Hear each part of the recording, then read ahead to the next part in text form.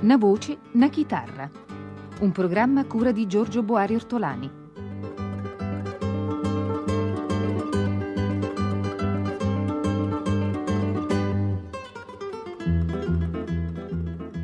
Con la partecipazione di Mario Gangi e Fausto Cigliano. Buongiorno da parte di Giorgio Boari Ortolani. Ecco, un breve cenno sulle pochissime puntate che dedicheremo alla canzone napoletana ci vuole. E l'idea di questa trasmissione me l'ha data proprio Mario Gangi, che è qui, è graditissimo ospite. Ciao caro maestro, eccolo qua. Ciao Giorgio. E perché? Perché Mario Gangi e Napoli è stato un grande incontro, un grande amore, che si è protratto, credo, in tutti questi anni, maestro. Senz'altro. Ecco. Bando alle parole, maestro, come è nato questo incontro con Napoli? Dove, quando e perché? Dunque, è nato perché sono stato nominato dal maestro Jacopo Napoli, direttore del Conservatorio San Pietro Maiella, docente di chitarra presso il conservatorio locale. La mia permanenza a Napoli è durata esattamente 22 anni. Dentro il Conservatorio di Napoli esiste una biblioteca, la biblioteca del San Pietro a Maiella, che è la più importante biblioteca letteraria e musicale forse d'Europa.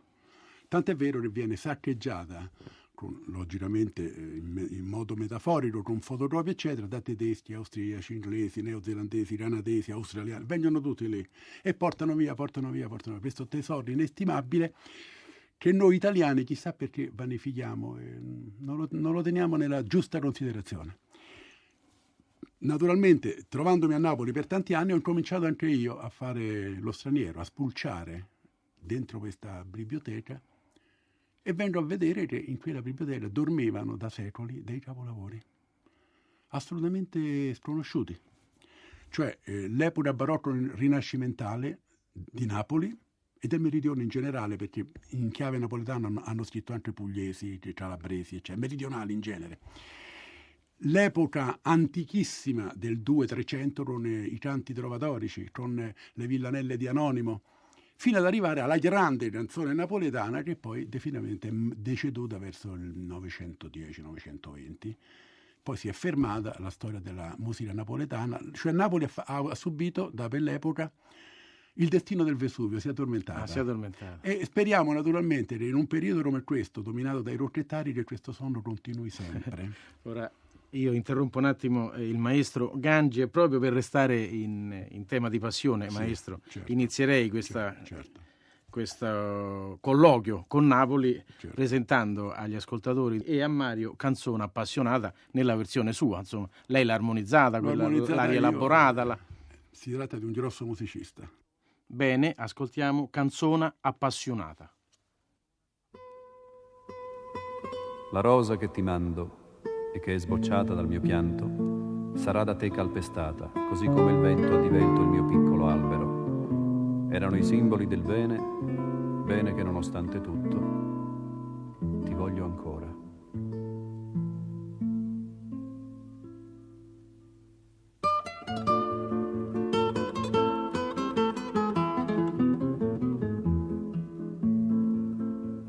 Un albero piccirilla già piantato, crescendo la puppena e con sudore, una ventacata già me l'ha spazzata e tutte fronde cagne e colore, caduto so già i frutti e tutto quanto erano dolce e si sono fatta amare, ma o cora dice oi giovinotta amante e cosa amare tienele più care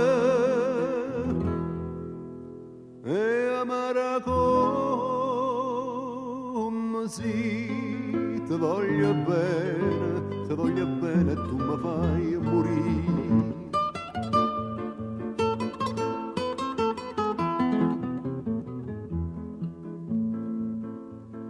Era come canario innamorato, stu cuore che cantai mattina e sera, scete ti dico e non vuoi sta sciatato, e mo non canta manca primavera. Chi voglio bene non mi fa felice, forse sta in cielo destinata e scritto, ma io penso che hanno detto antico dice, non penso come hanno cuore e mi sto zitto, e mi sto zitto, sì, ti voglio bene, tu mi fai morire. Ecco maestro, siamo praticamente nel periodo d'oro della canzone napoletana con Canzone Appassionata. Certo. Con Canzone Appassionata. Lei quanti dischi ha dedicato a Napoli, maestro?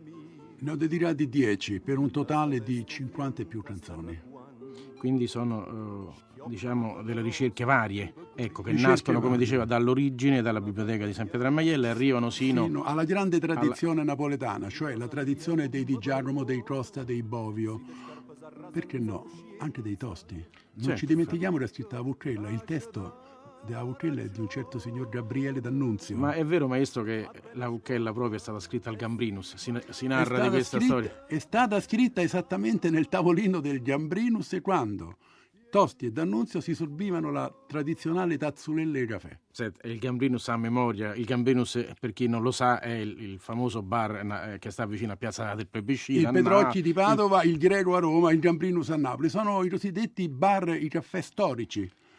Questo discorso del Gambrinus, maestro, ci porta su un altro tema. Ecco, l'origine della canzone. Sì. È vero che a Napoli nasce proprio, o è sempre nata, sin da che è nata Partenope a questo punto, dal basso, dal Ma popolo. io direi che il napoletano la canzone ce l'ha nel sangue. Io credo che in nessuna città d'Italia si canti come a Napoli. I napoletani cantano tutti, mentre nelle altre città, ahimè, anche nella mia Roma, c'è un silenzio totale. Non si canta. E quando non si canta è un guaio, perché cantare significa vivere meglio e sopportare meglio.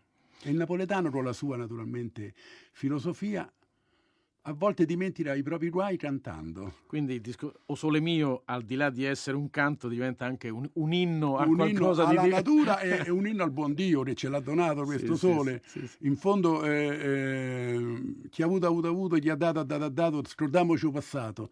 È filosofia questa. Sì. Ricordarlo a che serve? Triste o bello che sia.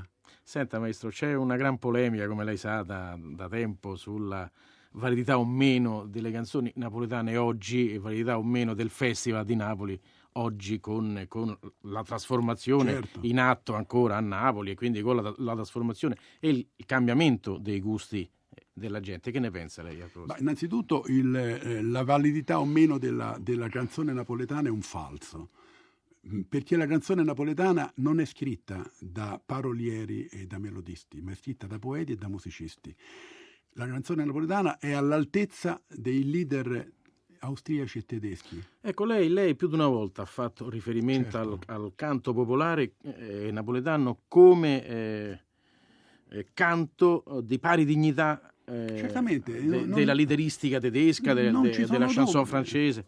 Non ci sono dubbi, indubbiamente ci sono stati dei musicisti in Austria come Schubert, poeti come Goethe che hanno anche musicato e scritto dei testi su temi popolari. A Napoli abbiamo avuto lo stesso fenomeno, soltanto che quello che viene da fuori è sempre più gradito, Sempre più gradito. chissà perché. E forse non c'ha tutti i torti il maestro Gangi. E proprio perché non ha tutti i torti, ora mandiamo in onda un lead, se posso chiamarlo così, Core Ingrato, Ed è un lead veramente. di Cardillo Cordiferro. Cor di ferro, esatto. Quindi Core Ingrato. Catarina,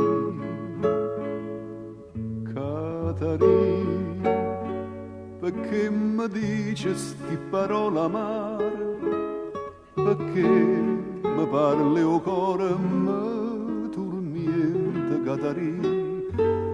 Non ti scordare che t'ha dato cuore, Catarina? Non ti scordare. Catarì che viene a dicere stu parla che mi dà spasimo. Tu non ci pensa a stu dolore mio, tu non ci pensi, tu non te ne cura.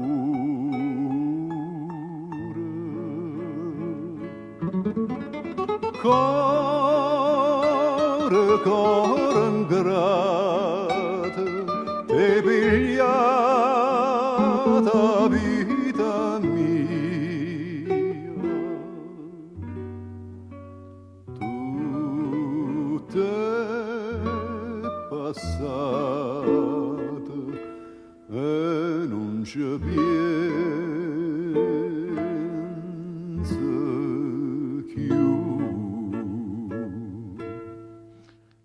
maestro, Cigliano ha cantato questa bellissima, In questo modo- bellissimo in modo lead, splendido. è immortale, Sì, splendidamente. indubbiamente. Questa canzone fa parte del disco che lei ha dedicato a Napoli e l'amore. È vero. Sbaglio? No.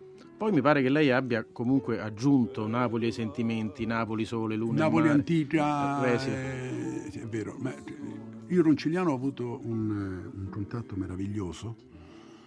Cigliano innanzitutto è stato un mio allievo di chitarra, si è diplomato al Conservatorio di Santa Cecilia a Roma, è uno dei pochi cantautori, perché ha scritto anche delle belle cose, musicista che conosce la musica. Sono pochi in Italia. C'è lui, Patti Bravo, che ha fatto 8 anni di pianoforte, Donaggio, che si è diplomato in violino a Venezia. Tutti gli altri sono bravissimi, non disfruttano, ma sono orecchianti. Cigliano invece è un musicista. L'ho incontrato Cigliano in occasione, questo è un risultato importante, l'ENIT, l'ente turismo italiano, organizzava una serata, un meeting internazionale a Marsiglia per promuovere il turismo in Italia, e alla signora che organizzava allora questa manifestazione venne in mente il nome di Cigliano.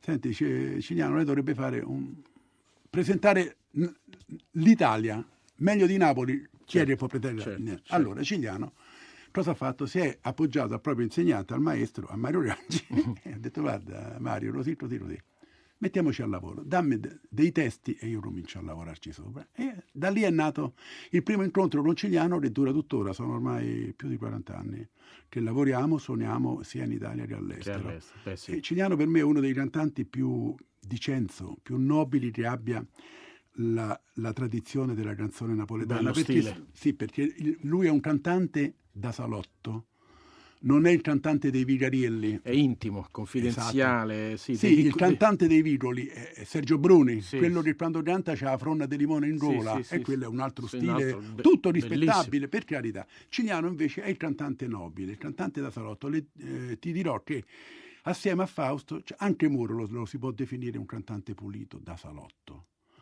E con Cigliano abbiamo lavorato tanti anni, abbiamo fatto questa raccolta di dischi che è molto importante, e abbiamo suonato in tutto il mondo: Giappone, America, Nord Europa, Africa. Io ricordo un vostro concerto molto molto bello Sì. qui a Roma, al Sistina, Per i concerti sì. Telecom, che sì. fu, la gente non si alzava più, me lo ricordo, vero, lo sì, dico perché l'ho testimoniato per iscritto e lo testimonio a voce ora. Ma certo. Fu una mattinata strepitosa. Beh, maestro. noi abbiamo fatto vari concerti per la Telecom, ma indubbiamente al Sistina siamo stati sempre accolti con grande interesse e con grande entusiasmo dal pubblico. La passione. La passione, sì, E esatto. proprio sui temi della passione lanciamo la prossima canzone Che della passione? raccolta dei Gangi Cigliano, Passione, di Tagliaferri e Bovio. Che ne pensa, maestro? Dico che Tagliaferri è un grosso musicista e Bovio è un poeta formidabile. Più lontana ma stai, più vicina te sento.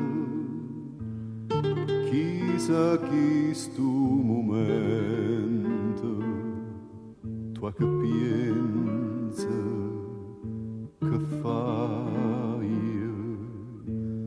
Tu me misi in te vena, nu velena che dolce, non mi pesa sta croce che trascina per te.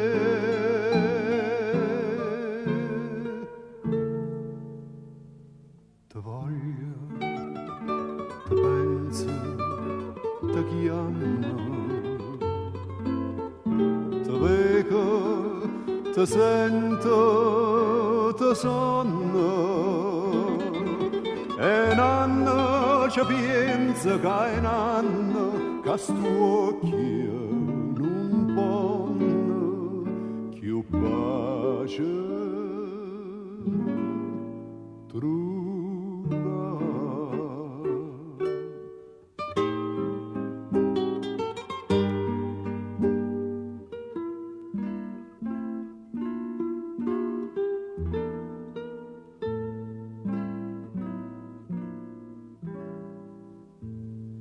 E cammina, cammina, e non sa passacciato vaga, io sto sempre ubriaca e non bevo mai vino. Oggi fatto nuvuto a Madonna da neve, si mi passa sta freva, ore per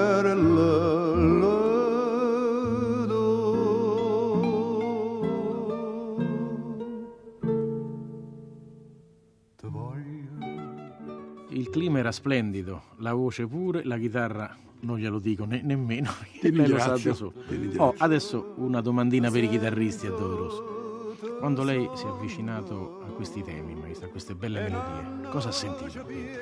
Come ci si è avvicinato? Ecco, con quale spirito? Ma è stato un colpo al plesso solare, per la verità, anche perché io quando ho trovato questo materiale a Napoli, allora per me era sconosciuto questo materiale, perché allora in Italia c'era il Festival di Sanremo, Papaveri e Papere, l'Edera, vive e arriva il direttore, insomma, sta roba qui. Il problema principale mio è stato: cosa faccio di questi temi? Già c'era una collezione di dischi registrata da Murolo in chiave assolutamente originale. L'armonizzazazione era tonica e dominante, quello che c'era scritto. Cioè filologica proprio, È chiaro. rispettandone... Sì, per carità, con tutto il rispetto, Murolo Certo. io lo stimo molto ed è stato un grande musicista e che veramente ha dato molto alla canzone napoletana, però il problema che è sorto in me è stato questo: posso ripetere quello che già è stato fatto? No. Allora adesso il problema qual è? Quello di dare alla canzone napoletana, senza stravolgerne quello che è il contenuto, un aspetto musicale, cioè armonico, nuovo. E ho dovuto lavorare sodo. A volte proprio veramente non sapevo quale strada pigliare. Mi trovavo nei virolicei, insomma. Anche perché lei ha dovuto rispettare, se mi permette, due linee, cioè la linica melodica ufficiale, il canto, perché il canto Quello e è quello, integrale, quello, sì, sì. e chiaramente il testo, perché la lirica poi è un tutt'uno. Ma, sai, la musica è come una costruzione edile. L'armonizzazione sono i plinti, dove poi poggia il palazzo. Sì, sì. Ora, i plinti erano già stati fatti e registrati con la napoletana, la famosa rollana di Roberto Murolo. Io dovevo cambiarli, altrimenti non aveva senso. Certo. Ripetere quello che è stato già fatto.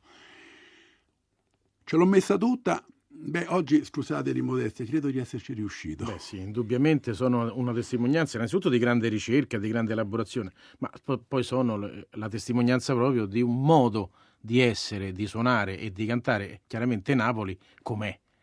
Napoli com'è, al di certamente. fuori di contenuti così critici, oppure con Napoli Certamente, com'è, perché certamente. credo che questa esuberanza armonica, questo desiderio di sole, questo desiderio di vita è parte integrante della canzone napoletana e riesce fuori tutto nelle armonizzazioni Ma io ho pensato proprio a quello che fanno oggi gli stilisti, i sarti, cioè creiamo dei modelli nuovi, ecco perché si fanno le sfilate.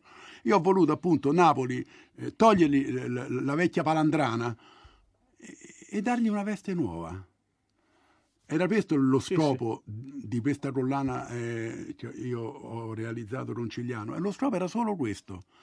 E credo di esserci riuscito, e la prova che ci sono riuscito me la dà il pubblico quando noi facciamo i nostri concerti, e sento l'entusiasmo, gli applausi della gente, che spesso mi fanno la stessa domanda che mi poni te, Giorgio: ma a Napoli queste cose le hanno scritte così perché sono meravigliose? No, non le hanno scritte così, sono meravigliose anche come sono state scritte in originale. Io le ho cambiate, un po', non le ho né peggiorate né migliorate, le ho rese diverse. Diciamo che ha fatto un bel lavoro, va bene? Ecco, sì, sono un buon sarto. Allora, dal sarto Gangi a questo punto ascoltiamo la versione di O Marinariello di Gambardella, tratto dal volume Napoli, Sole, Luna e Mare. Sono qui a issare la mia rete di pesca dal mare e vorrei tanto mi aiutassi per poterti stare vicino, per amarti. Vieni, è il momento dell'amore.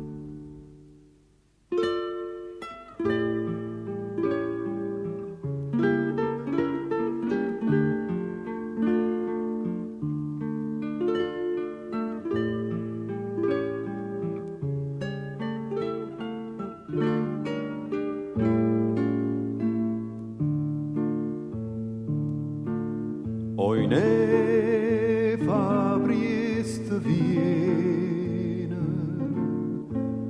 non me fa spantacare.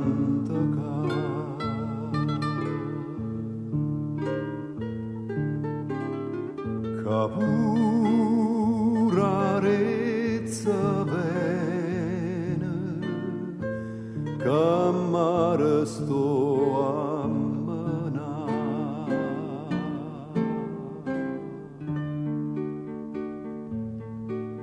Me stienne sti braccelle, aiutami a tirare, che sto mare n'ariello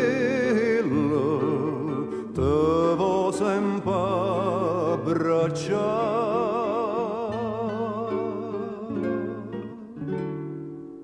Vicino mare, facimmo amore, a cuore,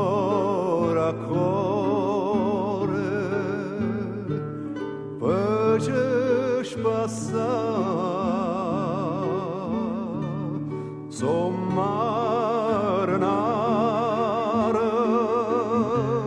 e tirarezza, ma ballerezza, stonga morì.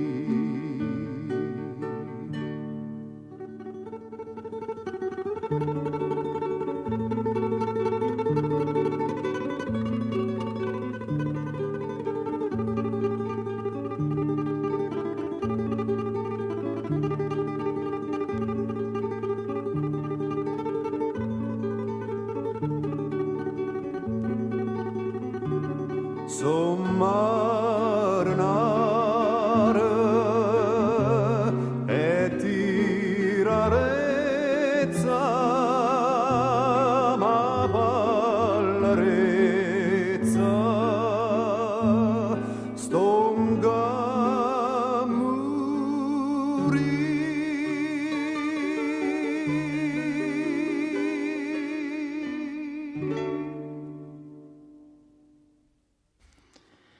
Con Mario Gangi stavamo appunto parlando del tremolo di Recuerdos della Alhambra, ascoltando la fine di Omar Enariello. Non so il maestro quello che ne pensa, ma ne parleremo le volte. L'imitazione del mandolino, tutto qui. Ne parleremo alle prossime puntate. Dunque, la prima puntata di Una voce e una chitarra termina qui. Salutiamo il maestro Mario Gangi di essere stato nostro ospite.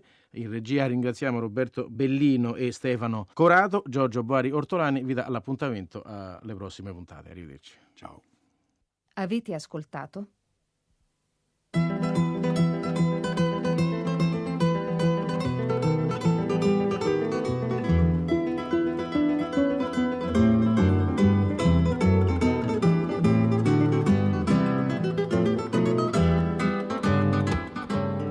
Una voce, una chitarra. Un programma a cura di Giorgio Boari Ortolani.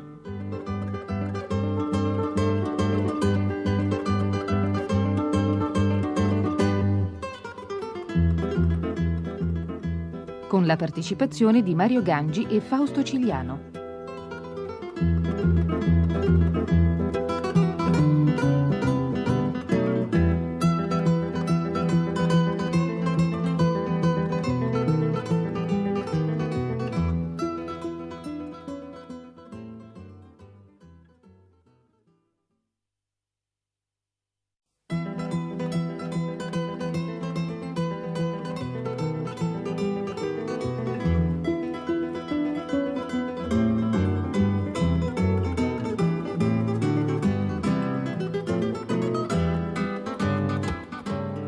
Una voce, una chitarra. Un programma a cura di Giorgio Boari Ortolani.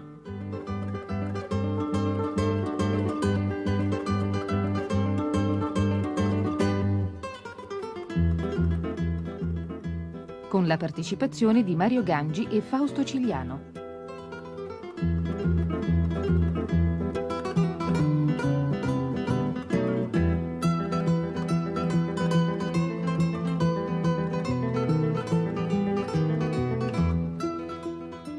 Eccomi qua, buonasera, Giorgio Boari Ortolani, sempre con il maestro Mario Gangi, ospite delle nostre puntate. Buonasera maestro e grazie. Buonasera Giorgio, dimmi. Un Napoli a 360 gradi, come abbiamo detto al primo numero, quindi cerchiamo di spulciare un po', spiluccare un po' in Partenope. Ok, Certo. 1835 maestro.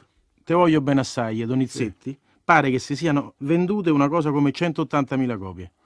Dunque, è stata una canzone lanciata da quel fenomeno musicale che era all'atere dei festeggiamenti per la Madonna di Piedigrotta.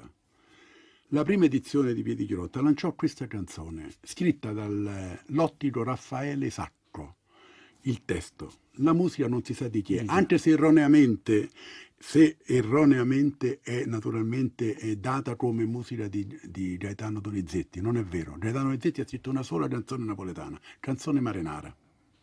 Questo è storicamente datato, Quello accertato. È Gaetano Donizetti, mentre Te voglio bene assai, indubbiamente il testo è di Sacco e non si esclude che abbia scritto anche lui la melodia.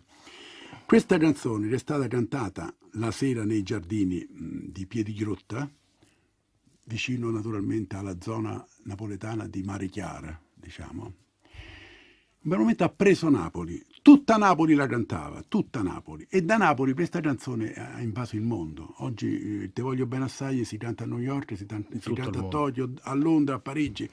Ed è stata una canzone emblematica. Le due canzoni, assieme a O Sole Mio, che hanno girato il mondo e che sono conosciute in tutto il mondo, sono questa e poi ce n'è un'altra, Torna a Sorrento. Torna a Sorrento, dei fratelli De Curtis. No, il discorso era nato da Donizetti per andare a ritroso nella storia, perché non mi sembra che nel 1200, quando le ragazze cantavano Esce o sole, esce o sole. Esce sole, esce sole, non mi faccio sospirare. Esci sole, non ti fa attendere. Ecco, dico, non mi sembra che se facessero 180.000 no, copie. No, assolutamente no.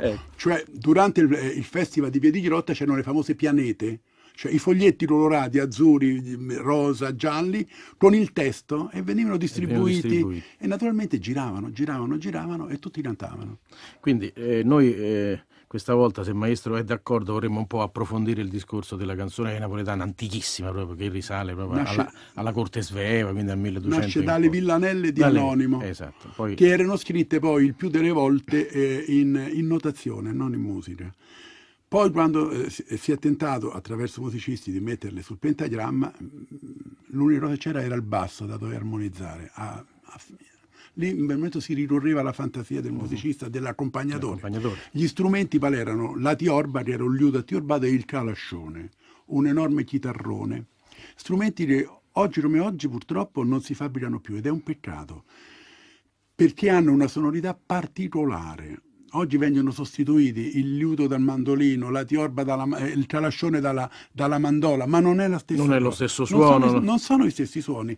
Ed è un peccato. Questi strumenti io li conosco perché stanno nel museo proprio del Conservatorio di San Pietro Maiella. Avremo occasione di proseguire su questo discorso. Maestro, intanto volevo fare ascoltare di Anonimo Lo Guarracino, che è tratto dal volume dedicato a lei, Napoli Antica. Sì, è la storia di un pesce che cerca moglie e purtroppo poi c'è uno spione che parla al vecchio innamorato, succede una lotta tra questi due pesci e poi questo è un fenomeno che avviene anche con il genere umano, da due pesci diventano 2000. Viene fuori veramente il casino totale sotto l'acqua. Ascoltiamo Lo Guarracino.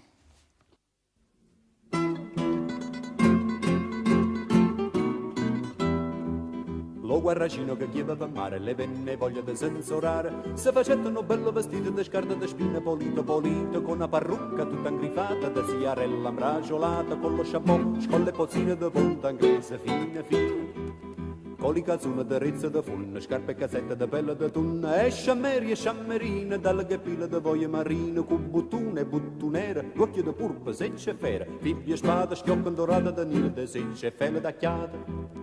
Due belle cateniglie de premone de conchiglia e no capiella gallonata de codarine da luzzo salato, tutto pose mestratiella, lieve facendo lo sbafantiello, girava di qua e di là la innamorata per se trovare.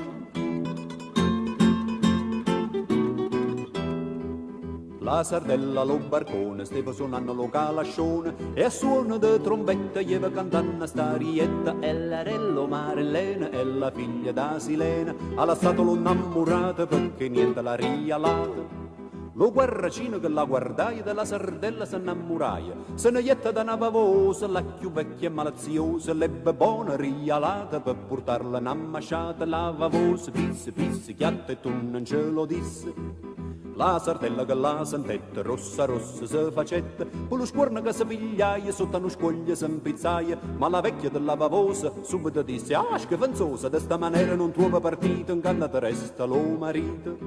Se hai voglia di t'allocare, tanta smorfia non hai da fare, e fuori le zezze, fuori lo scuorno, anima e core, faccia di cuorno, ciò sentenne la si sardella, s'affacciaia alla fanastella, e fece l'occhio a zannariella, lo speruto innamoratiella. Ma la patella che stava de posta la chiamai faccia tosta, traditore, sbrevognata, senza parola, malenata, che aveva impiantato l'alletterato, prima antico innamorato, de carriera de chiste, iette, ogni cosa le dicette. Come l'ondiso lo puveriello, se lo pigliai farfariello, ietta casa s'armai il rasulo, se carregai con mano mulo, de scoppette e de spingarde, povere palle, stoppe e scarpe, 4 pistole e 3 baionette, dita la sacca se mettette. Coppa alle spalle 70 pistuno, 80 bombe, 90 cannone, e come guappa pallarina gli va cercando lo guarracina, la disgrazia chi sta portaia, che miesa la piazza te lo incontraia, se la ferra poco mattina e poi la dice: amma l'andrino, tu me lieva l'annamorata e pigliatella sta mazziata, e tu fate tappa da milione, le deve paccare su cuzzone, schiaffa, poni e parapesse, scuppolone, fa cozza e connessa, scervacchione, si muta nossa, e la macca ossa e pilossa. Venimmo in cena che loro, more, parenti, amici, eccetera fuori, chi con mazza, cortiella e cortella, chi con spada, spadone e spadella, chi sto con barre, chi lo con spide, chi con mennele, chi con trite, chi con tanaglia, chi con martiella, chi con torrone e susa miele. Padre, figlio, marito e mogliere s'azzuffaino come affare, a milione correvano a strisce da stu partite da chi li pisce, che vediste da sarda e da losa, da palaie e raie patrose, sarga diente, cedacchiata, scurmatunne alletterate. Pisce palomma, pescatrice, scuorfina, cernia e alice, mucchia, ricciola, musde, mazzuna, stella, luzza e sturiuna, merluzza, ruongola, murena, capidoglio, orca e balena, capituna, auglia, arenga, cefara, cuoccia, tracena e tenga. Treglia, tremala, trotte e tunna, fica, cipolla, launa e ratunna, purpa, seccia e calamara, pisce, spada e stella da mare, pisce palomma, pisce martiella, boccadora e ceceniella, capagiove e guarracina, cannulicchia, ostra e angina. Vongola, coccole e patella, pisce, cane e granciatiella, marvizza, marmora, vavosa, popa, prene, vedove, spose, spina, spona, sierpe, sarpe, scalzo, zuoccole con le scarpe, sconciglia, camere e ragoste, vennero infine con le poste. Capituna, sauri, anguilla, pisce, grossa e piccerilla, d'ogni ceto e nazione, tantilla, tanta, più tanta, tantone, quanta botta, mamma mia, che sedevano a rassosia, a centenare le barrate, a milione le patrate. Morza e pizza, cabelliuna, a deluvio la sucuzzone, e non vi dico che vivo fuoco che si facette per ogni luogo, te, capistulata, ta, la scuppatata, tu, calivistuna, bulla li cannone.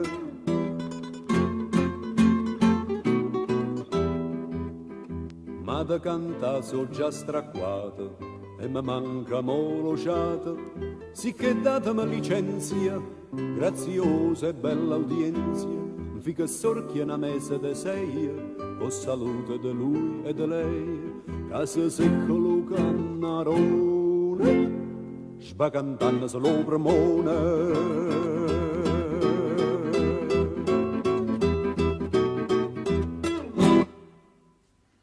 Maestro, quando io sento così parlare della canzone napoletana, mi vengono in mente praticamente 3 stili. Lo stile, diciamo, popolare, il popolaresco e quello d'autore. Lei pensa che rispondano in qualche modo all'esigenza di rappresentanza della canzone napoletana, oppure manca qualche cosa?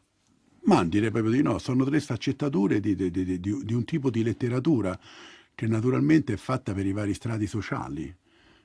Indubbiamente quando un bel momento scrive la canzone napoletana, Paisiello, oppure Mercadante, Scrivono Vinci, scrivono dei temi napoletani, per esempio Amici non credete alle zitelle, è preso dall'operina L'ho ciecato Fausto, il falso ciecato, il falso cieco, oppure altre melodie, per esempio La rosa di Mercadante, che allude a questo fiore che poi non è il fiore, è un'altra cosa la rosa, che lui pretende questo fiore, ma lei dice: momento, me lo devi pagare bene, però. Insomma, vabbè, il mondo è sempre stato paese. È stato sempre questo, sempre insomma, ecco. Per cui quella è musica scritta da musicisti, e poi c'è la musica popolare, la musica di Anonimo, la musica che si canta nei vicoli, nei vicarielli di Napoli, che si è sempre cantata nei quartieri spagnoli, che è altrettanto bella, ricca di fascino. Si dice, maestro, che durante la corte di Svevia Sì. era vietato ai napoletani di cantare le canzoni praticamente per le vie. Successivamente la canzone d'autore napoletana porta invece proprio a questo sviluppo quasi viario. Sì, è stata una legge promossa dal governo di allora, ma è come tutte le leggi poi viene vanificata. Insomma, non gliel'hanno fatta a imporlo. Qui un po' è come la lotta alle mosche che si faceva ai tempi del fascismo, insomma, no? Dove si diceva Duce, abbiamo iniziato la lotta alle mosche, però purtroppo hanno vinto le mosche. Quindi comunque Anche a Napoli hanno tentato di tappare la bocca a questa gente e non ci sono riusciti. A Napoli potevi pure levargli il pane, ma non la canzone. Ecco, maestro, il mandolino nella canzone napoletana, nella musica napoletana e folcloristica è fondamentale. Sì, e la chitarra?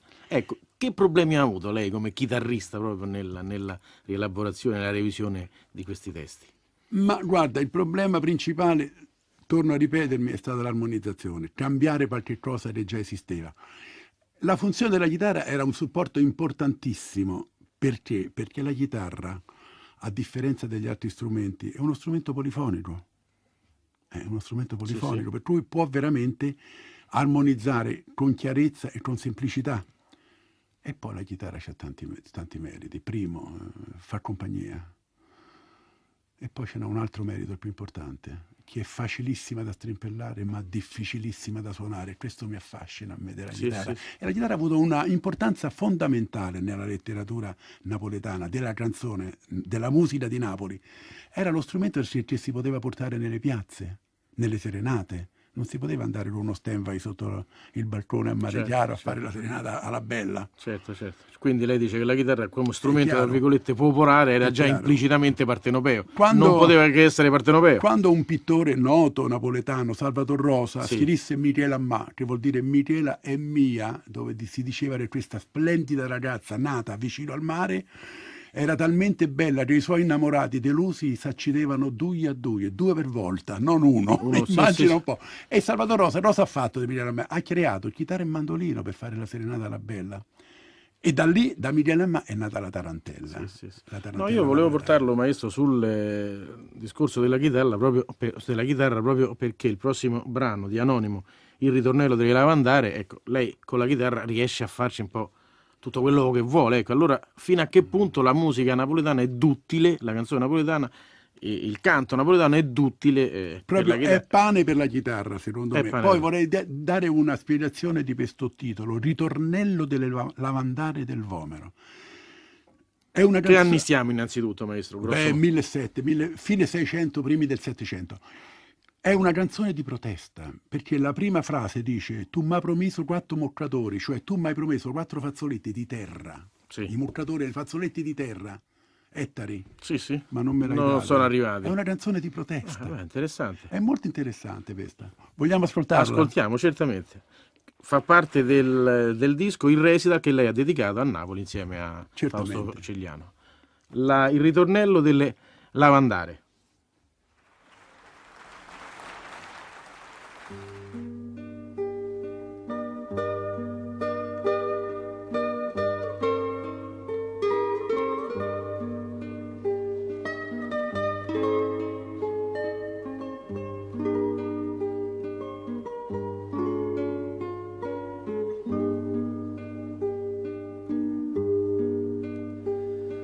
Tu m'hai promesso 4 moccatori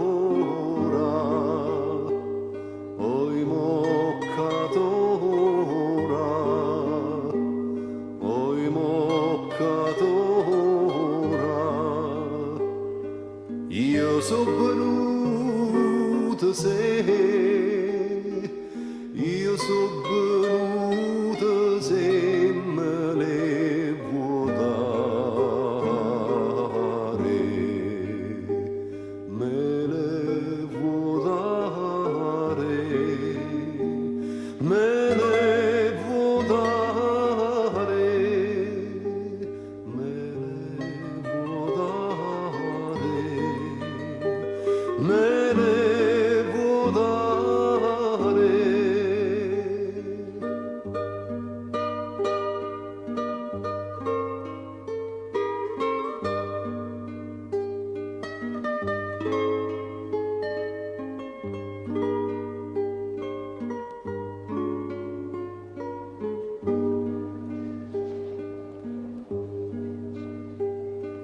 E sino qua tempe da me doie, oi moccato ora, oi moccato ora, chi lo che vuole a te, chi lo che vuole a te. Roba doia, me le vuoi dare, me le vuoi dare, me le vuoi dare, me le vuoi dare.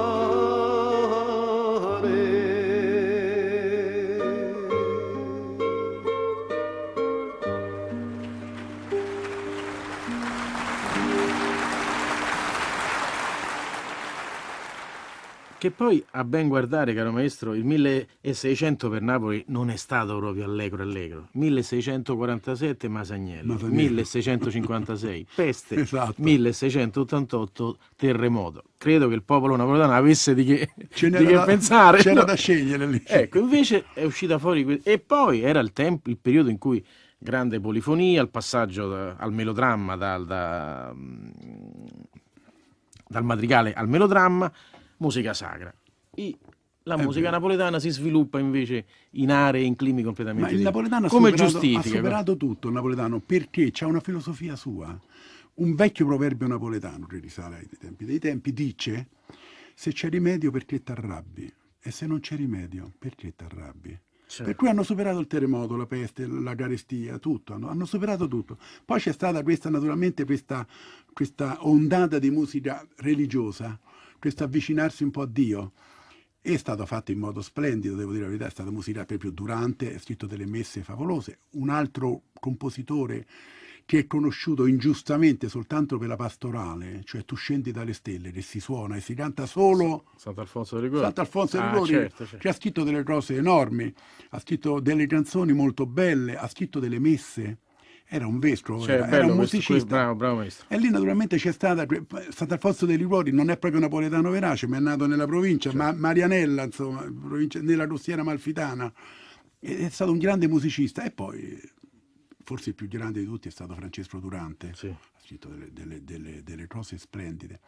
C'è stato questo avvicinamento, naturalmente, questo cambiamento di gusto del popolo napoletano, che ha abbandonato, diciamo, quello che era la piazza e il vicolo, è entrato in chiesa. E questo è molto bello. Sì. Questa è una soluzione, secondo me, storicamente apprezzabilissima. E poi naturalmente si è ritornati poi nuovamente con la tradizione della canzone napoletana. Nel 1600 è l'anno della tarantella, cioè è il secolo della tarantella. E c'è la danza emblematica di Napoli, non certo. ci sono dubbi, che è nata, ripeto, con Miriam Lamà, e poi Delosiere ha scritto la tarantella, ci sono vari, perfino Scarlatti ha scritto una tarantella, Domenico Scarlatti, cioè la tarantella ha affascinato molti musicisti, Siga e tanti altri. E sono tutte belle tarantelle, basta ricordarci di una tarantella che è stata famosa in Italia come sigla di uno spot televisivo, il Carosello, Pagliaccio. Infatti, quella di cui volevo parlarle. Ecco, Noi abbiamo ascoltato per anni e anni e anni Pagliaccio, che è una classica, una tarantella. Molti sono convinti che si chiama Pagliaccio, invece no. È una tarantella. Io penso che sia il caso di ascoltarla. Certo. Di Anonimo, chiaramente, come tutte le cose belle, non si sa. Non si sa. Per fortuna, autore fecondissimo che si chiama Anonimo, Anonimo, ha scritto tanto. bellissimo. Ascoltiamo quindi il Pagliaccio.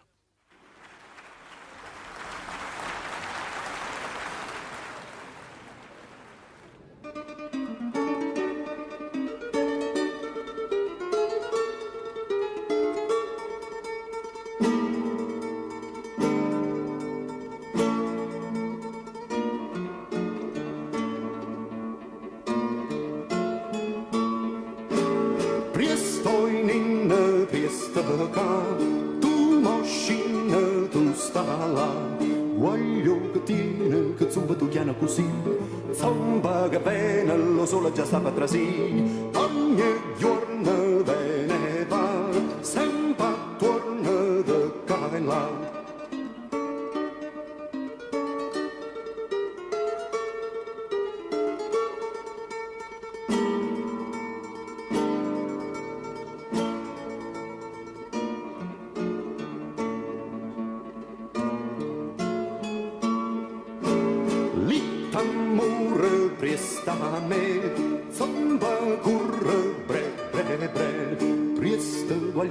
Si sopra tu nella perché ngoppa la fune zumbavamo tutto con me ogni giorno ve ne va sempre torna da qua e là.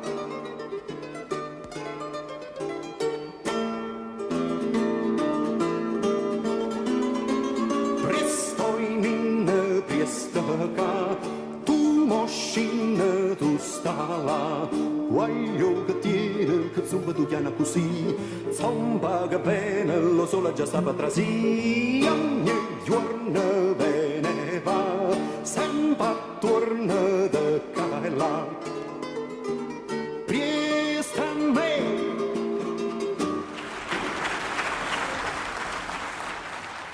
Adesso però ci deve un po' raccontare il virtuosismo della chitarra per Pagliaccio, perché credo che sia tremendo dal punto di vista chitarristico. Ma non sapevo più che cosa metterci, perché dopo aver sentito la sigla di Carosello così bene armonizzata e scritta da quel grande musicista pugliese che era Raffaele Gervasio, dovevo cambiare qualche cosa, perché ripetersi è sempre pericoloso. Certo. E poi è controproducente, parliamoci chiaro, è inutile scrivere delle cose già fatte. È nato questo problema. Allora ho detto, cosa facciamo qui? Facciamo una chitarra funambolica. Non più la chitarra trasognata, sognante, dalle dolci sonorità, ma una chitarra esplosiva. E ho pensato a questo tempo di tarantella così violento, così armonicamente un po', diciamo, osé, ecco, non molto aderente a quello che era l'epoca nella quale è stato scritto Pagliaccio, però suona bene. Prendiamola per quello che è, insomma. Sì, no, anche dal punto di vista proprio i temi che si sovrappongono a quello del canto che fa il conduttore, lei aggiunge sottotemi, sviluppi armonici, sviluppi melodici. E il tutto funziona, questo è l'importante che funzioni. Io concordo, qui mi fa piacere parlare con l'artigiano. Sì, è inutile in questo genere di musica, in questo genere di lavoro musicale, è inutile rifarsi alle regole. Perché se ti rifai le regole non scrivi più nulla. No.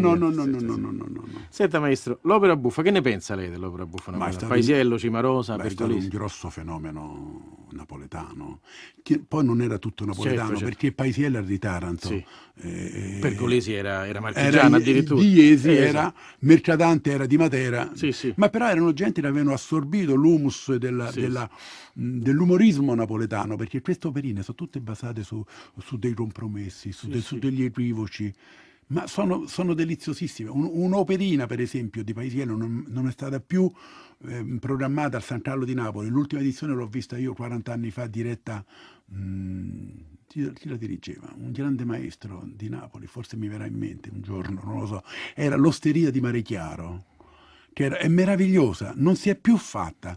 Ora dirò io, anziché ripetere fino alla noia tutti gli anni, certo, dei capolavori, per carità, il Trovatore, la Traviata, la Boemia, ma perché non andiamo a rivedere un po' cosa si è scritto prima dei grandi, prima dei Puccini, dei Verdi? Certo, ma questo è un problema che riguarda un po' i cartelloni, riguarda un po' gli enti, riguarda un po' soprattutto gli enti lirici. Se vuoi riempire le terme di Caracalla l'estate, devi fargli cosa? La Ida, perché ci sono gli elefanti la scenografia che prevale sull'elemento. Le piramidi. Lo so, d'altra parte c'è un grosso recupero di questo, soprattutto dell'opera buffa e poi dell'opera barocca successivamente in generale. Però non lo so quanto poi il pubblico che guardi caso, e la contraddizione è enorme, è grosso modo identico a quello che poteva essere il pubblico dell'opera buffa, oggi apprezzi più questo tipo di opera rispetto alla tradizione melodrammatica che si è imposta, Verdi, Puccini. Infatti c'è bisogno di riscoprire qualche cosa. Ci sono delle opere, per esempio c'è un'opera bellissima di Amilcare Zanella, La Sulamita, che è un capolavoro di orchestrazione. Io penso che ero in orchestra al contrabbasso e la dirigeva Lola Guarnieri. Insomma, quest'opera qui è sparita. È sparita dalla circolazione. È sparita, non se ne parla più. Ma perché? Insomma, io capisco che ci siano dei problemi di incasso negli enti lirici, per cui una certa opera fa pubblico. Però, insomma, santo Dio, cerchiamo anche di valorizzare quello che abbiamo scritto prima dei grandi, perché indubbiamente... Anche se rimangono grandi, cioè Donizetti rimane Donizetti comunque. Ma non ci sono dubbi. Bellini rimane Bellini, certamente. Però dice, tanto facciamo assaporare, odiamo quello che il pubblico non ha visto mai. Certamente. Però, maestro, io volevo chiudere questa puntata proprio con Donizetti, con Te voglio bene assai, con tutto il rispetto dell'opera buffa, però credo che bisogna... un po' è la marcia d'ordinanza degli innamorati. Che ne pensa? Che ne pensa della scelta? Chiudiamo è una scelta favolosa, meglio di così, non potevi chiudere, Giorgio. Allora, lei mi saluta, io pure la saluto, salutiamo i nostri ascoltatori, dalla regia un saluto a Roberto Bellino e a Stefano Corato. Arrivederci alle prossime puntate.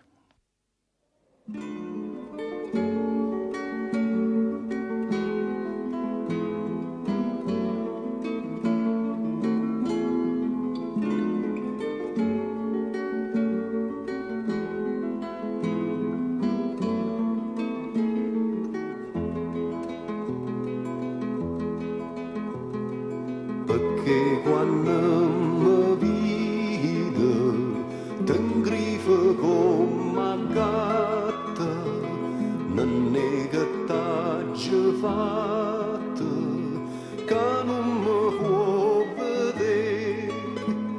Io t'ho amata tanto, che io t'amo, tu lo sai. Io te voglio bene assai e tu non pensa a me. Io te voglio bene assai e tu non pensa a me.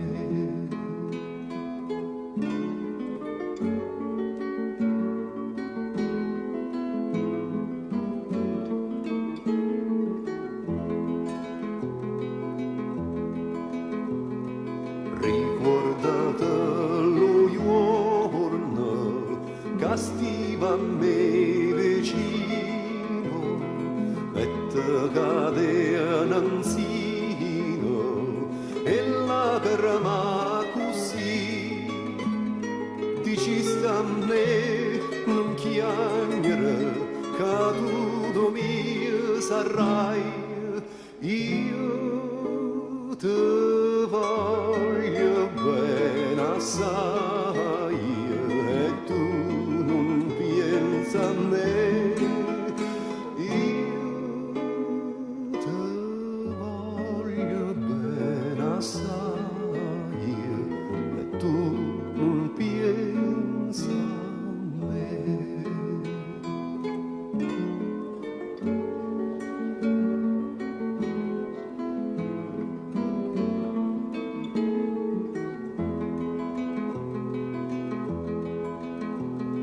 Saccio che non vuoi scendere, ligrare quando è scuro, vattene muro, a poi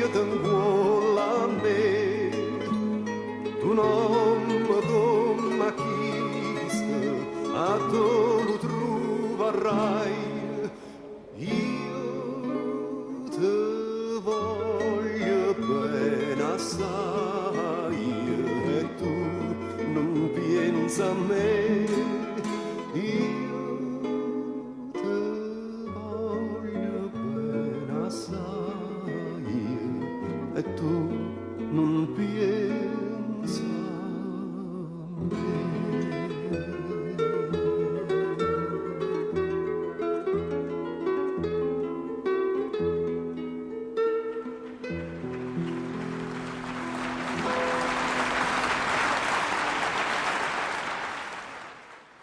Avete ascoltato?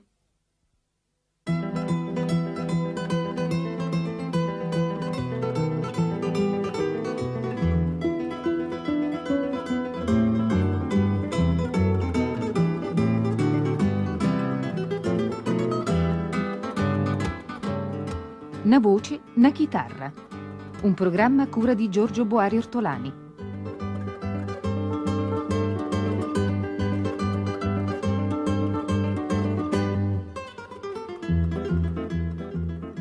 Con la partecipazione di Mario Gangi e Fausto Ciliano.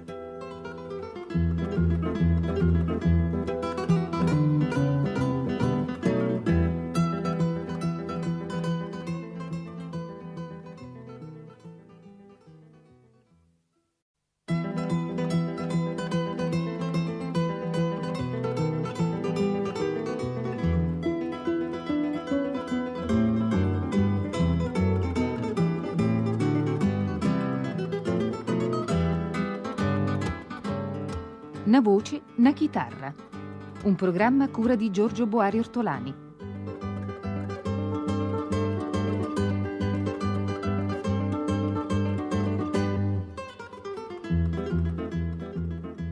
Con la partecipazione di Mario Gangi e Fausto Ciliano. Buonasera maestro Gangi. Buonasera, Giorgio. Nostro sempre graditissimo ospite.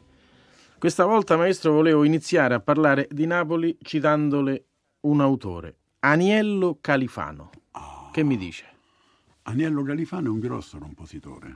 Ha scritto delle grandi canzoni ed è un compositore forse fra i più noti di Napoli. Non è soltanto noto di Giacomo Mario Costa e a Mario, anche Aniello Califano. Tu vuoi parlare di una canzone di Aniello Califano? Una canzone, ce n'ha due storiche. Sì, una, chiaro. è inutile che la diciamo, O soldato innamorato, che Chiaro, ascolteremo tra un po', certo. e l'altro è Tirabusciò. Ninì Tirabusciò. Esatto. Però io volevo parlarle un attimo di Napoli al tempo di guerra, la prima guerra mondiale, tutto quello che arrivava dal fronte, quindi O soldato innamorato. No, O soldato innamorato prima di tutto, è la canzone emblematica. O vita mia. Certo, è un inno, già un Che- richiamo, un inno sì, sì. alla Poi vita. ci sta Romanzetta militare, Anna tornasti i soldatelli nostri, per esempio, è molto bella. O Piana di guerra è un testo meraviglioso, perché questo militare napoletano ha un'idea per vincere la guerra. È inutile mandarci i soldati con i fucili e le baionette. Mandiamoli le belle ragazze di Napoli, si arrenderanno tutti. Questa, O Piana di guerra, è un testo per me da Un favola. testo hard, ante litteram. Sì, un testo hard ante litteram, hai detto bene. Perciò è fiorita questa canzone di guerra, della guerra 15-18. Ripeto, la canzone più emblematica rimane sempre O soldato innamorato, ma c'è Carmela Mia, che è lo stesso autore. Dopo la mandiamo. Lo stesso autore di O soldato innamorato, Romanzetta militare, che è un po' una tragedia.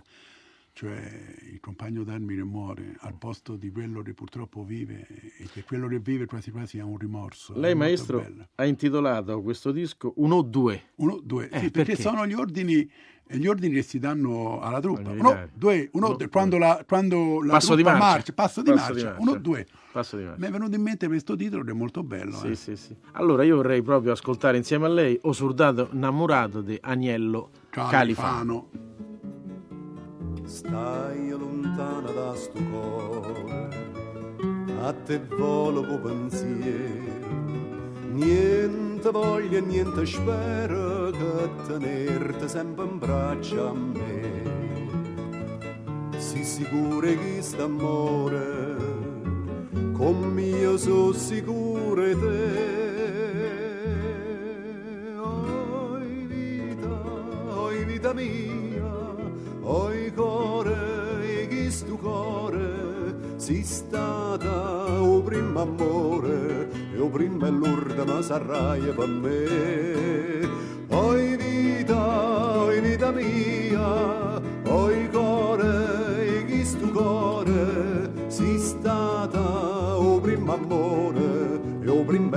che va s'arraia per me.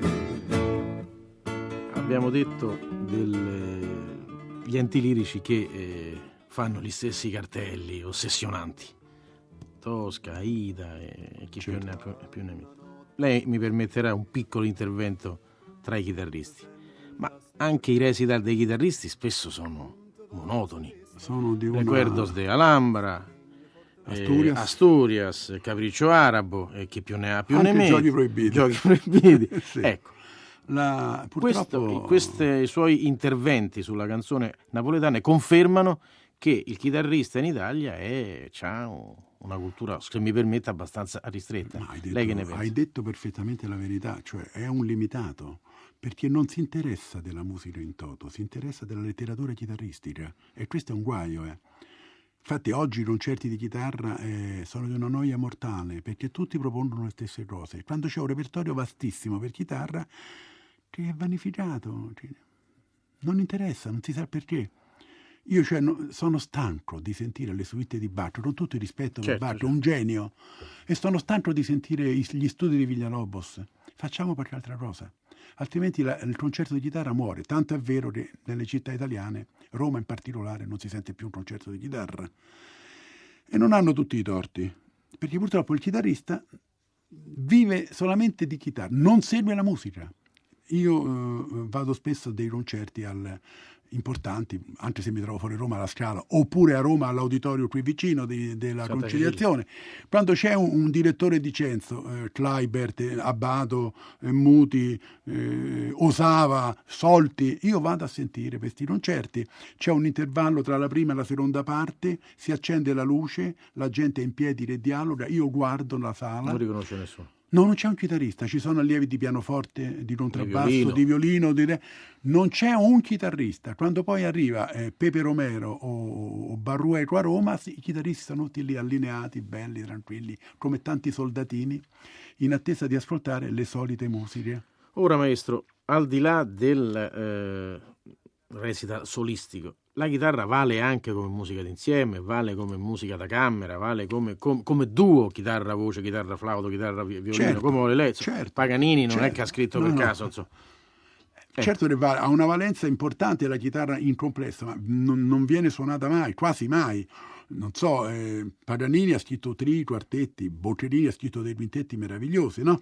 Sì. Basta vedere il quintetto spagnolo con la ritirata di Madrid, il Fandango, il Fandango, certo. Una cosa meravigliosa. Poi sono altre opere per chitarra e flauto, per chitarra e violino, per chitarra con complesso, chitarra e violino e violoncello. Il chitarrista ama suonare il vecchio stantio repertorio. Certo. Io non ho detto il brutto repertorio, vecchio e stantio, perché si ripetono sempre le stesse cose. Il concerto per chitarra non interessa più la gente. Anche perché quello che volevo dire, poi lo dico a lei, ma chiaramente è pubblico quello che dico. Lei conciliando con questi dischi su Napoli, questo ritorno al canto napoletano, avete fatto davvero una grossa opera, al di là dell'aspetto discografico, un'opera culturale e di recupero storico. Direi che noi importante. due abbiamo voltato proprio pagina, ma questo conta poco. Purtroppo l'errore del chitarrista, tornando a bomba, è uno solo. Mentre la quinta di Beethoven la si può sentire per 2000 volte nei secoli, la sonata di Soro di Giuliani non si può sentire 2000 volte. Questo. Non è possibile, perché c'è un altro piano, insomma, no? Detto da lei, c'è un'altra caratura. Io sono un chitarrista, certo. ma insomma è inutile che Serovia dice che Ferdinando Sora è il Mozart della chitarra. Non bestemmiamo, insomma. Certo, Mozart è un genio, Ferdinando Sora è un buon musico. Sì. O sbaglio, no? No, l'accetto senz'altro. Purtroppo questi discorsi ai chitarristi non vanno, perché loro hanno l'idolatria, sì, hanno le sacre icone, no?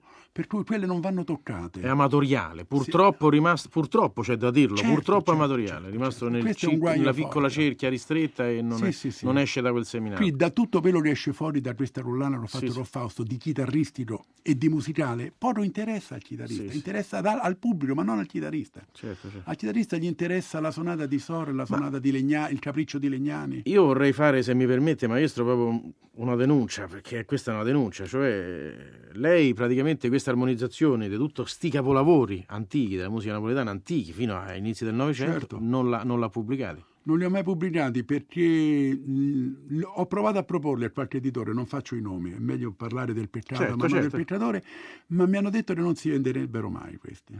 La invito ancora una volta. Ma caro, guarda, Anzi, invito gli editori a venire a trovare il maestro Gangi, insomma, non faccia pubblicità. Vedi, se per tu l'amor di vai Dio. in una rivendita musicale a Roma, per esempio, noi ci troviamo qua, tutto business. tu trovi un pacco enorme di dischi dove ci stanno dentro le suite di Bach per chitarra, Baruer, tutti i chitarristi, stanno tutte lì, non si vendono. Poi magari Fiorello vende 1,5 milioni di copie, o Giovanotti. Sì. Perché questo? È perché purtroppo il convento gli passa questo. Certo. Il giovane ama un tipo, ormai una musica che è scadente, secondo me, è scadente, però la ama perché non ha il raffronto, ha questo, dalla mattina alla sera. Il discorso ci porterebbe lontano, maestro. Quando la nostra azienda di Stato trasmette la serie delle 9 sinfonie di Beethoven dirette da Bernstein, lo fa alle 11 di sera. Certo. Io volevo ritornare un attimo, maestro, su 1-2. 1-2, sì. Su questa bella raccolta. Come no? E far ascoltare ai nostri ascoltatori Carmela Mia di Cagno. Esatto. Le piace la scelta? Ma per dirci, è meravigliosa. Addio Carmè di managgia partì, io so soldata patria già servì, a lontananza non mi fa scordare, e stu occhio bella fatta per incantare, tutte sti mise senza me vedere, sarai sincera con mio so con te. Carmè, t'ha già la sa non c'è che fa. Carmè, lontana te chi non ci può sta.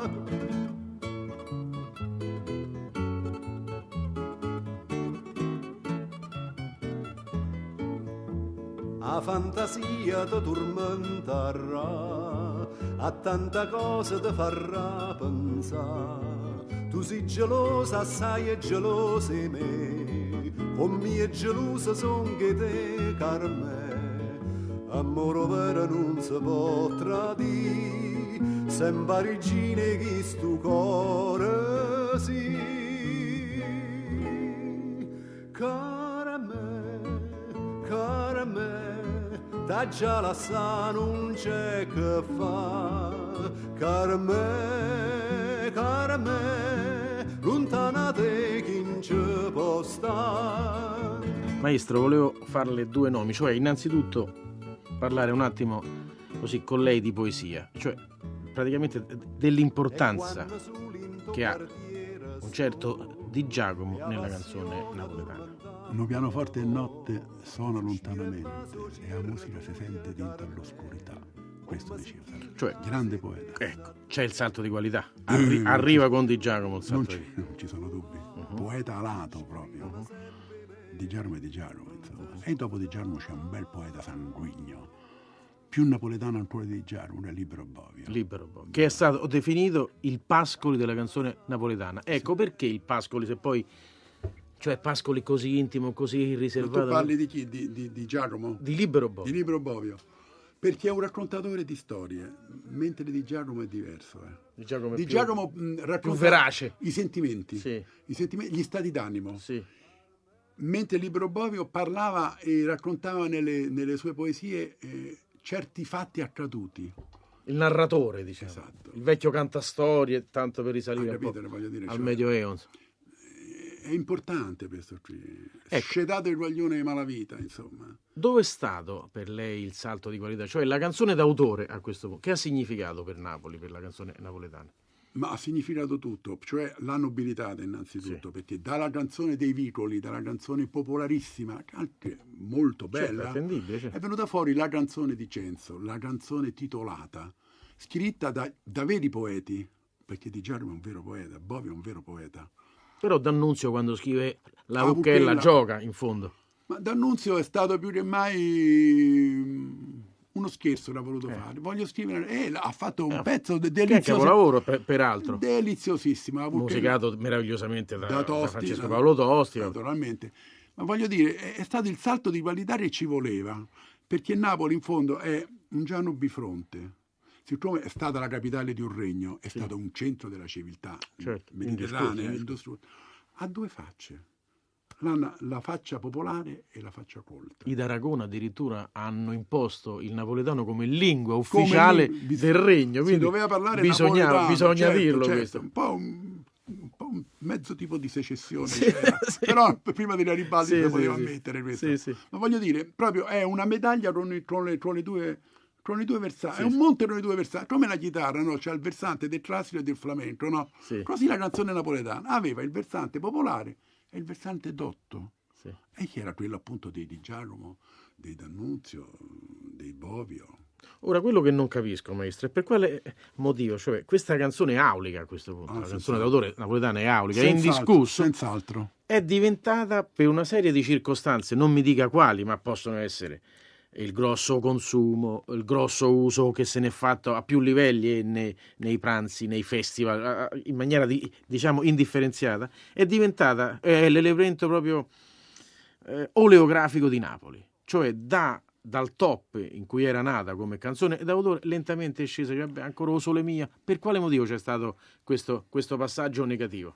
Ma perché purtroppo la letteratura musicale in Italia, leggera, ha voluto vanificare i capolavori di una Cioè volta. la commercializzazione è andata Certo. contro l'autore. Qual è stata la morte della canzone napoletana? È stata per l'esperimento di voler scopiazzare in modo poi naturalmente negativo quello che era veramente un esperimento da criticare sotto tutti i punti di vista. Era il Festival di Sanremo, è nato il Festival di Napoli, Sì. ha ucciso la canzone Ecco, napoletana. lei è un po', stato sempre critico, mi spieghi un po' perché... Ma perché non è possibile continuare un filone della canzone napoletana con a pizza della Pommarola in groppo o Guaglione, non ha senso, è un'altra cosa. Tant'è vero che il Festival di Napoli ha ucciso la canzone, da lì è finita, non se ne parla più, è un capitolo chiuso. E il motivo per il quale i tenori si avvicinano, praticamente le grandi voci, si avvicinano al canto napoletano, anche se io lo sento molto più intimo, io personalmente, no, io indubbiamente cantato ecco tipo Cigliano. Ma io a Pavarotti preferisco sempre Nunzio Gallo, insomma. Sì. O anche a Mina quando canta Una sera di maggio, insomma, è pietosa. Io sono un fan di Mina, sì. di quelli proprio, per me dopo Barbara Streisand in Italia c'è Mina. Ma voglio dire, Pavarotti quando canta a Mare Chiaro tutti li pisciulille ci fanno l'amore, le pisciolille, i piscetielli, no? Certo, il discorso del linguaggio. Insomma, perché cantano queste cose? Non si sa, ma la gente l'accetta. Cantate da Domingo, da Carrera, queste cose qui. A me, francamente, mi lasciano nauseato. Insomma. Sì, io pure sono un po'... Io ammiro Pavarotti quando sta sul palcoscenico e canta, certo. e canta per lo che deve cantare. Poi quando fa la tosse la fa benissimo. Anche perché si dice che la canzone napoletana è doce, no? Invece così non diventa più... No, poi proprio se c'è una negazione fonico-timbrica della canzone napoletana, è la voce del tenore lirico, sì. È controproducente. Io però tornerei a uno o due per farle ascoltare Anna Turnà di Feola. Che ne pensa? Era la canzone cantata dai genitori che avevano i figli al fronte. Anna Turnà sti soldatelli nostri. Anna Turnà. Oggigiorno tutte vecchie fanno i scicchi zerbinotte, si capisce dato il tempo. Fanno loro i giovinotti, chi ti pizzica per strada, chi ti dice a parolella, chi ti manna una masciata, tutte queste ne perché manca gioventù. Anna Turnà, sti soldatelli nostri, tanne volimmo fa una bella festa, dicimmo uno, due. Oi, soldatiella mia, venite in braccia a me.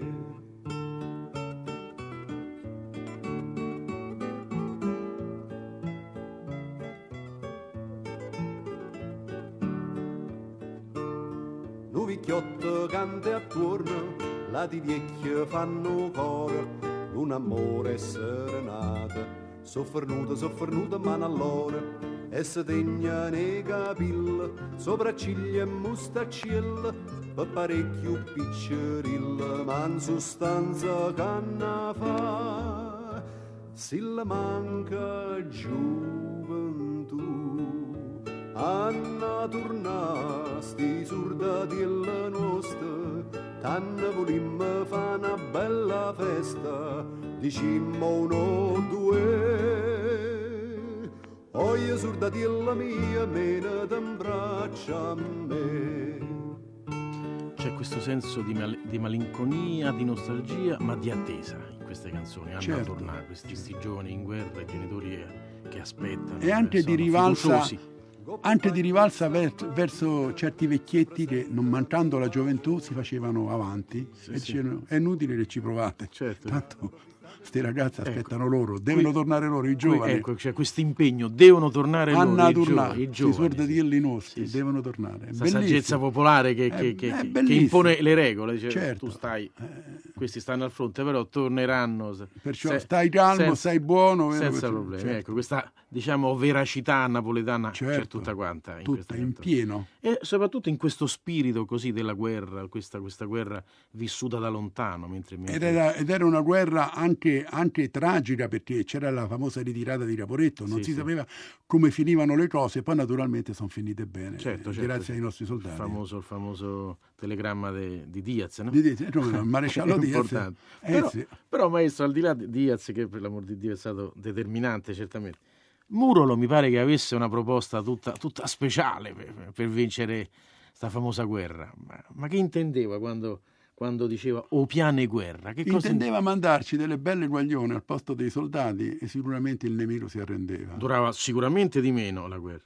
Non ci sono dubbi. E con la vittoria garantita. Perché di fronte delle truppe al femminile. Di fronte alle bellezze luciane di Santa Lucia, il povero austriaco doveva rendersi.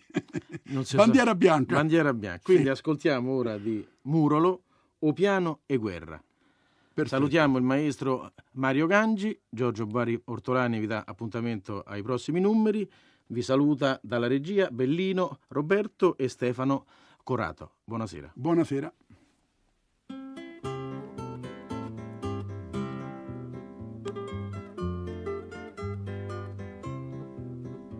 Sta guerra per nischia siamo presente, con un progetto in capo non so re, mai sta songa totale reggimento, tenga pace mano a me, dice un re si parlo vero, ne ha da conto ministero, e mandate qualche arma nuova, qualche povera, qualche palla, che arriva alla coglia in chiova, nato cassa per fa morire. Qualche nave che non affonda, ma leggera va in coppa all'onna, qualche mina che fa insordi. Ieri renne svelo segreto, e salere mi fa Gesù. Acqua mocca guarda t'arrete, carta bianca guaglio fa tu.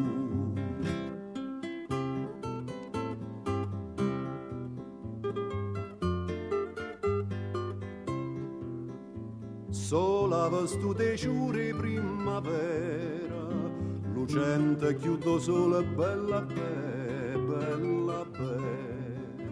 Da Napoli da parte pa frontiera, prima linea insieme a me. Oi che all'ordine battaglia, ma un nemico già s'abbaglia. Sempapino no generale, perda numero uno nella piglia, ma non un cannocchiale, sbaglio piano per te guarda. Tu da questo ma chiù sospira, l'artigliere che perda mira, e o cannone che può sparare. E nemici con l'occhio a fuori, non combattono manca più.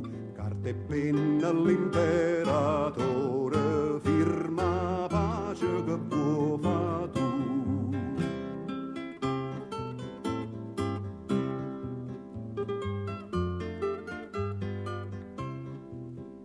Cielo è che ci può essere per Roma, quando si è fatta pace gente c'è.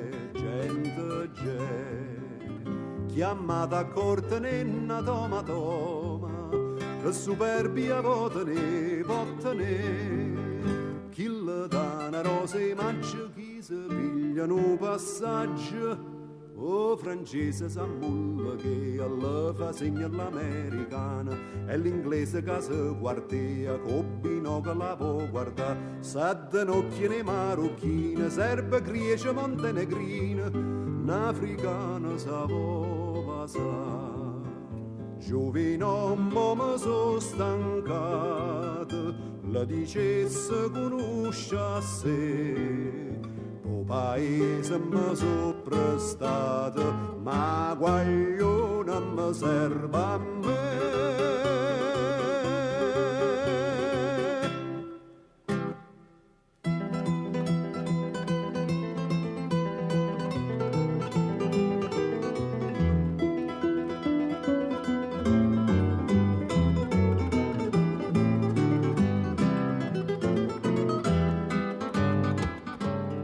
Una voce, una chitarra. Un programma a cura di Giorgio Boari Ortolani.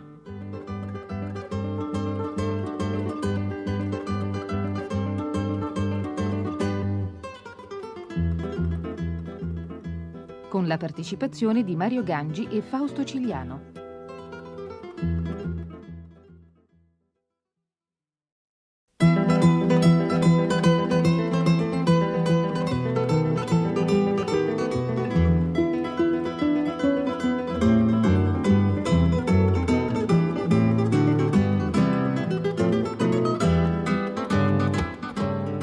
Una voce, una chitarra. Un programma a cura di Giorgio Boari Ortolani.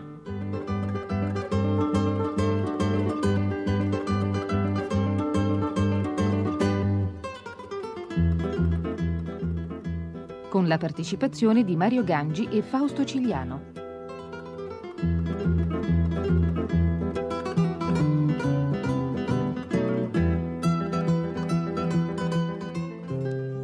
La tua bocca è come un fiore, un piccolissimo fiore che vuole appassire. Eppure solo un tuo bacio o una tua carezza possono farmi felice. Un bacio della tua bocca rossa come una piccola rosa triste.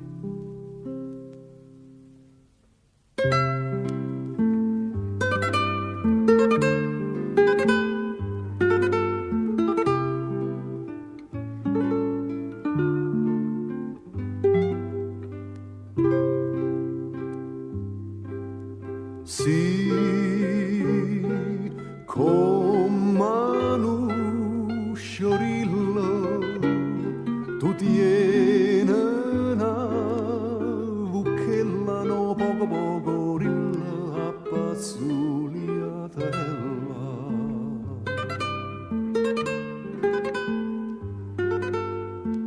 me dammilla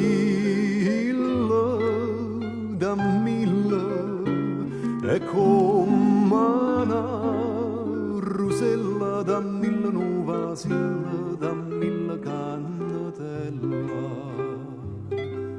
dammilla pigliatilla nuova piccerilla nuova piccerilla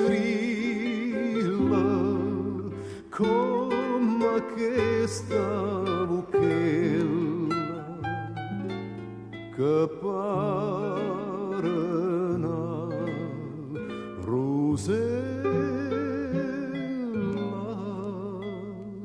no poco poco rilla a passugliatella sì tu tieni una buchella no poco poco rilla a passugliatella.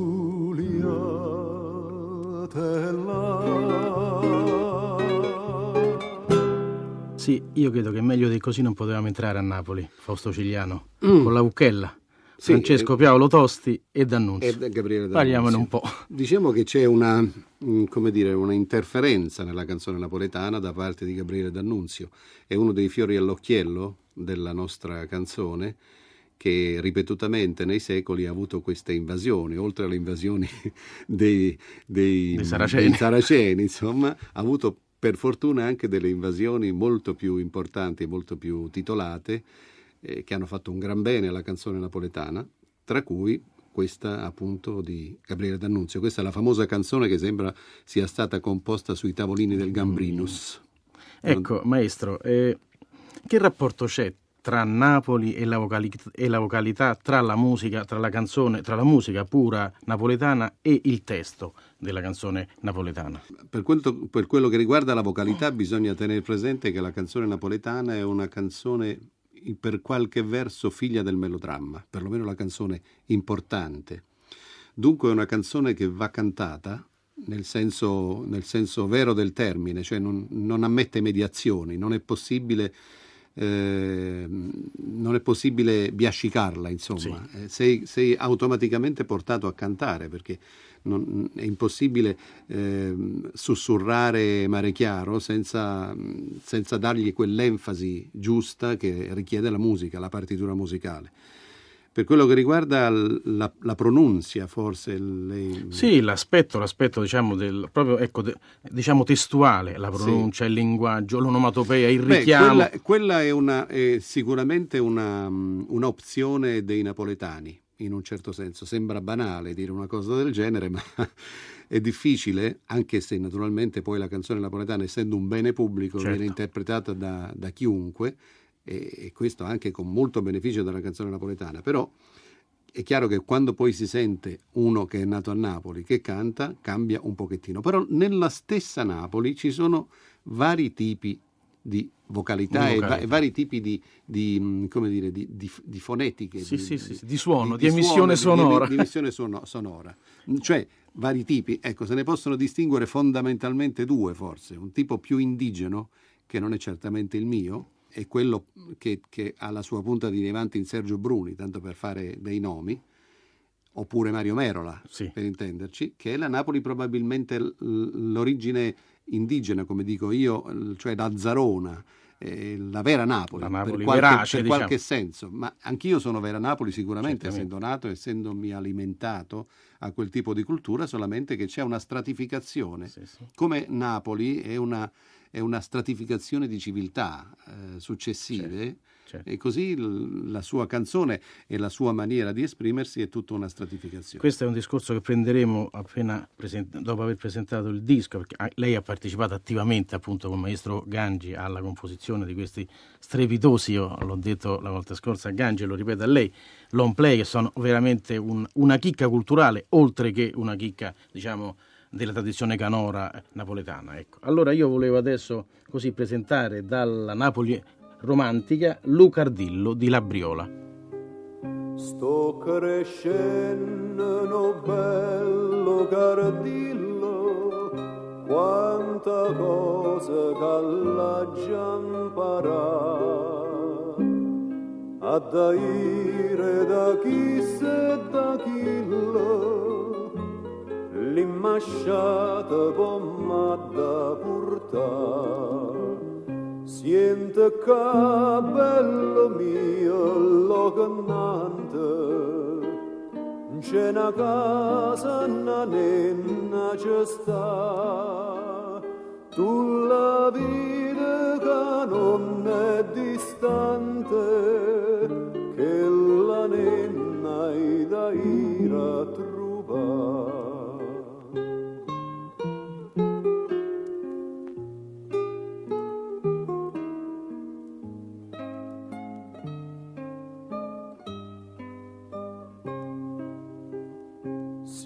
La trova che sta c'è dormendo, per una fata vuoi non la piglia, no rumore non fa coli penna, vuoi cardì tu la vista sceta, si affacciata posta lo barcone, una rosa alla vista piglia, vuoi cardivi che la non ti stuone, va vatten cardi natura. Giuliano, se dovesse andare indietro così nei secoli e ricercare un precedente aulico della canzone napoletana, dove approderebbe? Adesso lei mi ha messo di fronte a una cosa, diciamo così, un po' particolare. Lei mi parla di un precedente aulico. Sì, della precedente canzone storico. napoletana. Si spieghi un po' meglio. Storico. Storico. Ma credo che i precedenti sono vicini all'inizio della notazione della musica, diciamo, perché la canzone più antica viene valutata nel brano Il ritornello della lavandaia del Vomero, che sicuramente a suo tempo era un canto che veniva cantato così, a voce libera. Tu m'hai promesso quattro moccatora, senza nessun accompagnamento, come la musica che praticamente ha i suoi albori verso il 1200-1300, insomma, come ancora non era notata, comincia con la vocalità. L'omofonia, lei dice, sì. Il canto libero, cioè, puro. Chiaro, diciamo. Comincia con la vocalità, cantavano, in qualche modo istintivamente intrecciavano un pochettino le voci con i famosi bordoni. Esatto. certo. Quelle cose lì, e poi dopo sono arrivati al massimo della sofisticazione nel Cinquecento con i madrigali, con quelle cose lì. Ma io nominerei estrema. Per esempio una pagina che fa testo, Il restauratore mio di Orlando Di Lasso. Ecco, questa è un'altra di quelle famose interferenze deliziose della canzone napoletana, certo. Cioè di un grande polifonista che praticamente è appassionato dal popolo che cantava, praticamente. Certo. Ha messo la sua sapienza musicale nel comporre parecchie villanelle, le famose villanelle alla napoletana. Esatto. E non solo. Io volevo un attimo intrattenerla sulla villanella, cioè sì. sullo schema di questa forma che poi è diventata melodramma, come diceva, cioè è passata, sì. Diciamo, dall'opera buffa al melodramma, poi sì. villanella madrigale si trasforma in melodramma. Certo. È un poco, se vogliamo, adesso poi Mario è più tecnico di me in queste cose qui, da un punto di vista musicale, ma io faccio sempre viaggiare le cose un pochettino di pari passo, un pochettino come quando si è cominciati da un certo tipo di musica, da un certo tipo di vocalità, si è cominciato a passare attraverso la Camerata dei Bardi di Firenze, la famosa origine del melodramma, il recitar cantando. Si è passati da questa forma che era mediata probabilmente per buona parte direttamente dalla fantasia popolare, che era la villanella alla napoletana. A mano poi si sono aggiunte le cose orchestrali, l'apporto della musica, dell'armonia, secolo per secolo, e si è arrivati praticamente come tutta la musica, non alla musica moderna, certo, perché la canzone napoletana a questo non c'è ancora arrivato, cioè alla scomposizione, alla canzone dodecafonica. Alla dodecafonia non c'è arrivato. Ringraziamo Dio. No, oddio. Gangi, dissente da... Sì, no, ecco tu... Maestro, perché dissente dalla dodecafonia? No, non dissento assolutamente dalla dodecafonia, per carità. Io... Lei la sa la storiella di quello che dice dodecafonia, 12 cafoni. 12 cafoni, è chiaro. No, io dico che ci sono delle forme di espressione musicale che nulla hanno a che vedere con il canto popolare. Per cui la dodecafonia proprio non c'entra niente con quelle che sono le canzoni. Cioè il popolo che canta non canterà mai, neanche ai tempi nostri, dodecafonicamente.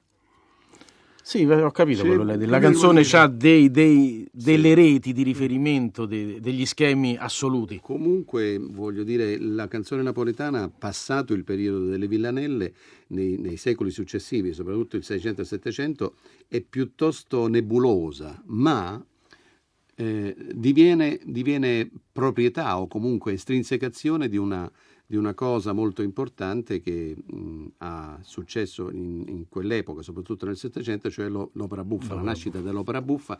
Molte canzoni napoletane, parecchie canzoni napoletane, scritte da musicisti molto importanti, sono tratte da opere buffe. Operine. Quindi diciamo che dall'opera buffa comincia, potremmo già definire una sorta di canzone così napoletana d'autore. Chiaro, senza dubbio. Questo è il periodo, nel quale si va così proponendo e affermando quella che poi diventerà la canzone d'autore. Maestro Gangi, che ne pensa? Ci sono le operine che hanno appunto generato questo tipo di canzoni scritte da grandi musicisti: Le nozze per Puntiglio di Fioravanti, Lo Ceccato Fauzo, L'Osteria di Mare Chiaro e tante altre, che hanno naturalmente, nell'operina c'era uno spazio, l'aria cantata, certo. Dove questi musicisti si sono cimentati in un genere che indubbiamente non era molto congeniale a loro, ma però ci sono riusciti con un grande successo. Certo.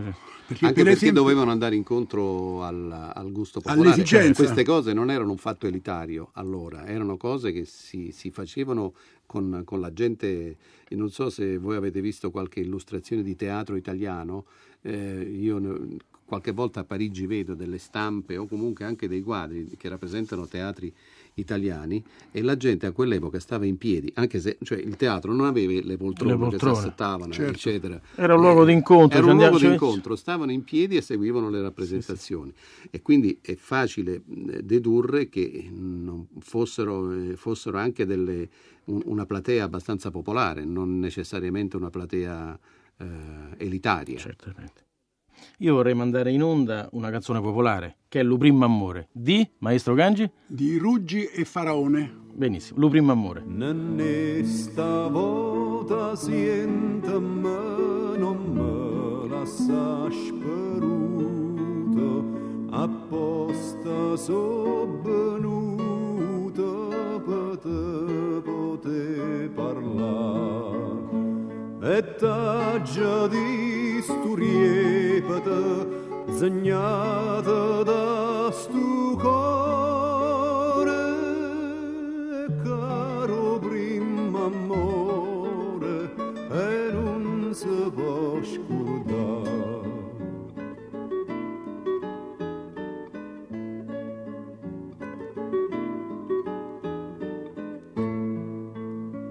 Tengo sempre a memoria quando ero guagliuncillo, da chillo fenastiello correvamo a parlare, facevamo a nascondere con tutti i frati e sorelle. Primo amore, e non si può scordare. Maestro Cigliano, dunque te voglio bene assai, ne abbiamo parlato pure, mi pare, con Gangi. Ha venduto una cosa come 180.000 copie. È possibile. E non c'era il festival napoletano all'epoca, come sbaglio, 1835. Ma un momentino, 180.000 copie in che senso? Di copielle? Di carta, non di dischi, correggiamo, non di dischi. Però c'è da dire una cosa importante, che no, perché 180.000 copie uno pensa ai dischi, giorni nostri pensa ai dischi o pensa ai CD, essere più vicini ancora. Invece allora c'era una specie di sport nazionale a Napoli, perché Napoli era una nazione, no? Sì, D'Aragona l'aveva imposto in napoletano. Quello di fare le copielle. Che cosa sono? Non so se ne avete sentito parlare. Le copielle che cos'era? La canzone era Te voglio bene assai. Grande successo, un successo addirittura maniacale, al punto tale che sembra che chi era Silvio Pellico, che stava in galera a Foria, si vide, sentendo cantare questa canzone continuamente, si informò presso i propri carcerieri di che cosa era sta cosa che sentiva cantare continuamente. Diventò una sorta, forse è stato il primo grande successo popolare delle Piedigrotte napoletane del 1835. Che cosa facevano i napoletani? Si esercitavano a loro volta sul motivo. Il motivo era quello: io te voglio bene assai e tu non pensi a me, e ognuno poi faceva delle strofe, cioè cambiava le parole, queste e le diffondeva.